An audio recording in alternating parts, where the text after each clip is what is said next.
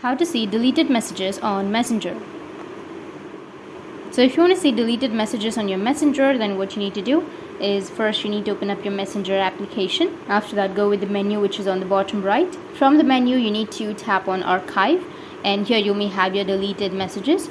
So you just need simply swipe left or right and you will have Unarchive option, or just simply tap and hold on to that chat and tap on Unarchive and you'll recover your messages. Or the next option is you can just simply go back and open up your Facebook, go with the top right which has that 3 horizontal lines, and from here you need to scroll down, go with settings and privacy and tap on settings. Under settings, go with the account center, scroll down, go with personal details and tap on download your information. So you will have your information and permissions. You need to tap on it and then go with download your information. Tap on download or transfer information, select your Facebook, go with next, go with specific types of information, go with messages and then tap on next and choose your date range. I'll go with download to device and then select your date range. I'll just simply choose last week, go with save and notification email, media quality and go with create files.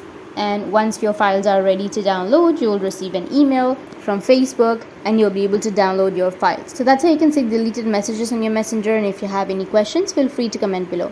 Thanks for watching.